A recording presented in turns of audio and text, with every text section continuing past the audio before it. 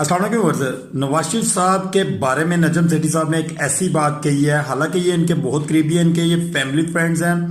जो मैम जुगनू हैं और प्लस जो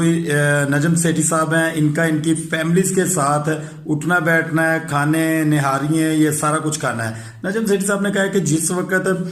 पाकिस्तान जो है वो एस्टेब्लिशमेंट के साथ था, उस वक्त नवाज शरीफ साहब एंटी एस्टेब्लिशमेंट थे, और अब पाकिस्तान जो है वो एस्टेब्लिशमेंट के खिलाफ है और जो नवाज शरीफ साहब हैं वो एस्टेब्लिशमेंट के साथ हैं। वो कहते हैं ये एक ऐसा काम किया नवाज शरीफ साहब ने इस काम की वजह से नवाज शरीफ साहब की जो हैसियत है उसको डैमेज किया है। एक्चुअल नवाज शरीफ साहब ने खुद, उनका कहना क्लियरली कहना ये मतलब था कि नवाज शरीफ साहब अपने सही फैसले